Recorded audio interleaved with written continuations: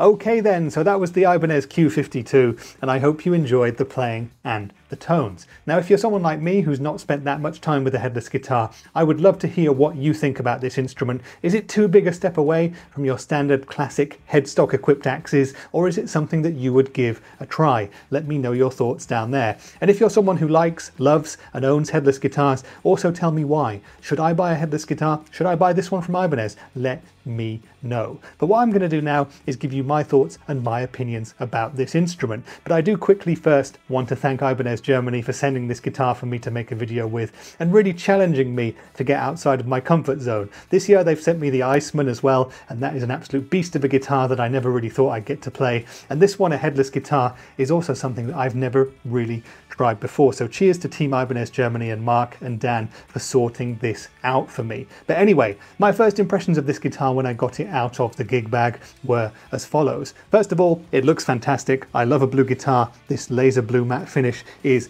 beautiful, and boy is it tiny as well. A guitar like this looks so foreign when you get it out of the gig bag, and there's no headstock, and the body is very contoured and small and thin, and it's super lightweight as well. But actually, after you've picked it up for 5 minutes, you realize that it is the same instrument to the one that you normally play. It just looks and feels kind of different. Now, in terms of that weight, this one is extremely light. It's pretty much the lightest guitar I've ever had here on the channel. This specific guitar weighs about 2.2 kilograms, which is about 4.85 pounds, and ties it with the lightest weight guitar I've ever tried here on the channel with the Hands Lightweight Rocket. And there's a link to that video of that guitar up there as well. The Rocket, of course, has a headstock, so that one's probably even lighter per square inch than this guitar, but still 2.2 kilograms, under 5 pounds. If you have problems with your back and you need a lightweight guitar, this could very well be the one. And the other great first impression that I had with this guitar was the feel of that neck. This Wizard C profile, it's not too thin at all. It actually feels very similar to something like a Fender Modern C or something like that.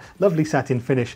Felt fantastic immediately. Now, after my first impressions were out of the way, I started checking over the build quality and the parts that are on this guitar, and well, it's the same old story as with every other Ibanez I've tested out in the past few years, meaning that it's pretty much immaculate. The only big thing is that the headstock is missing, of course, but apart from that, nothing to complain about whatsoever. Setup great straight out of the box, really nice low slinky action. These jumbo stainless steel frets have been done really well. Lovely smooth neck, everything feels and plays just the way I would like it. Very slinky indeed. Now, in terms of the quality of the finish, the hardware, the electronics, the Mono-Tune Bridge here, everything does its job fantastically. So in terms of the build quality, 100% on the money, as you would expect for $999 or 900 euros or whatever you're paying for this guitar. But in terms of build quality, pretty much spot on across the board. And then I started playing the guitar and I was immediately converted to the headless world because it just plays so well. In terms of playability, this guitar doesn't feel that far away from the standard guitars that I spend most of my time on,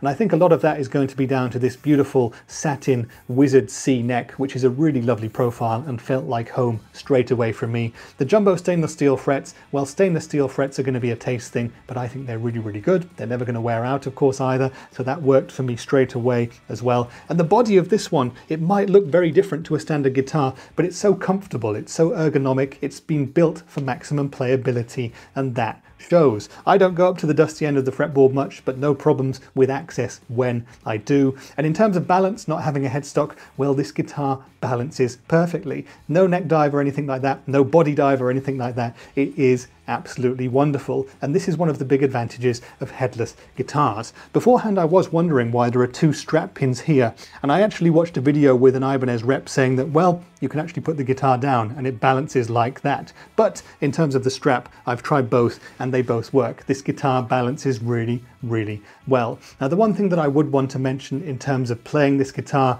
and kind of maintaining the tuning is that this guitar stays in tune very, very well. But if you're someone like me, it is going to take you a little bit of time to get used to the Mono-Tune Bridge and tuning down at this end of the guitar. But I'm told that that's going to become second nature within a few hours of playing this guitar. So full marks for the playability as well as the build quality then. Things are looking good, but how does this guitar actually sound? Well, I think a lot of people tend to assume that headless guitars are only really suited to really heavy styles of music. I must admit that I've been guilty of that in the past, but this guitar can do pretty much anything. Starting with the clean tones, well, you can hear straight off the bat that these Q58 Ibanez humbuckers are very high output and they were pushing the amp a lot, especially in full humbucking mode. But going to the in-between tones and using the alter switch to go down to single coil or power tap modes gave us some lovely quacky funky tones, some folky tones, some really nice acoustic strum tones. You can cover the whole gamut of clean tones with this guitar, no problem. That opened my eyes to how versatile this guitar genuinely is, and that continued when I turned on my Greer Lightspeed Organic Overdrive too. For the indie and alternative rock stuff there, we got some lovely thinner tones than I was expecting, some aggressive top end, some really nice thick sounds for classic indie rock stuff, which is where I spend a lot of my personal time, and it just worked really, really well. When I moved to the crunch channel on the amplifier to do some classic rock and some AC/DC type stuff, you can hear that the bridge humbucker in this guitar makes that pretty heavy indeed. But you can split it down and have true single coil tones, and it works really well for that too, with loads of clarity as well. Moving up to the higher gain stuff though on the lead channel of the amp and with the Rev G3 distortion pedal, and you can hear that the Q52 was really in home base there. It works fantastically well for all higher gain styles, from harder rock and punk rock through to the down-tuned metal that we did as well. You get great clarity from the Q58 pickups, but if the tones are a bit too thick and you've got a bit too much bottom end, well, of course you can split it down to single coil and have as much clarity and as much biting high end as you would want even with high gain. All of that lends this guitar an incredible sense of versatility, and the variety of musical tones that you can cover with it are pretty much endless. And I would challenge you to try this guitar and not be able to find the tone with it that you would want. So full marks in the sound stakes for the Q52, and I really recommend, if you ever try one, testing it out in a bunch of different styles and seeing just how much of an all-rounder this guitar really is. So if you're watching this and you're kind of into the headless idea and you want to see what else is out there, well, I would say start with the rest of the Q series. There are other models available with different pickup configurations like an HSS. There are different tops available, and some of them even come with slanted frets, which are supposed to be helpful for players who wear their guitars up high and do two-handed tapping and stuff like that. So check those out if you've got a similar budget. And also, if you want a more classically themed headless guitar, check out the Achica Nito Itchy 10 signature. That's a headless guitar that is a very, very decent instrument. I've done a full-length video on its headstock equipped counterpart as well.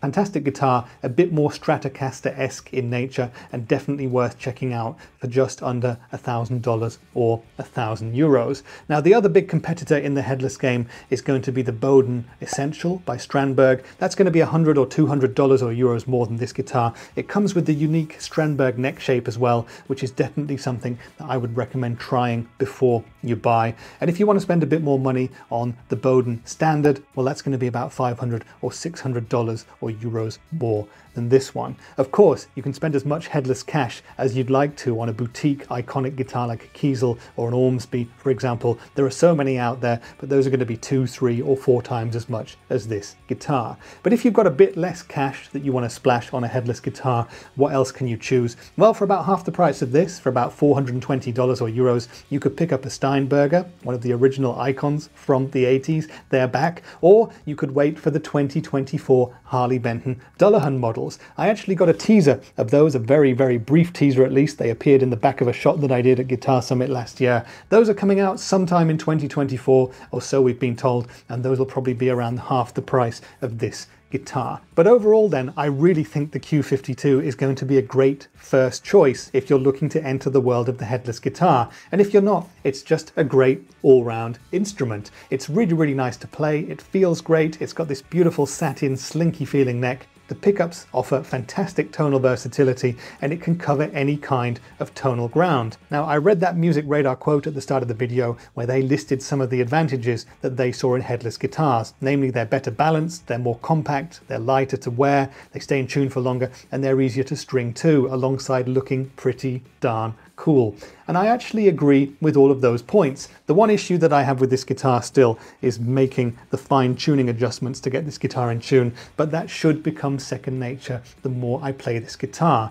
And apart from that, it really does everything that I could need from an instrument. The biggest eye-opener for me though, I think, has been the fact that it doesn't feel that far away from being a traditional guitar, and that it balances really well on a strap too. Couple that with all of the other advantages, and I think I'm probably going to have to get a headless guitar into my collection at some point. Should it be this one, or are there others out there? Let me know which headless guitars you would recommend I try in the comments, but I hope that this video has answered all of the questions that you might have had about the Q52. But if there's anything else you want to know, drop me a line down there in the comments and I shall answer to the best of my ability. And as a very final thing, let me know if you'd ever consider buying a headless guitar. Just really interested to hear what you guys think. And if you're still around, it would really make my day if you wanted to give the video a like, or maybe even subscribe to my little channel, because that really does help. But that's been it for today's video. I've been Rich for Rich Words Music, and I'll see you in the next one. Bye for now.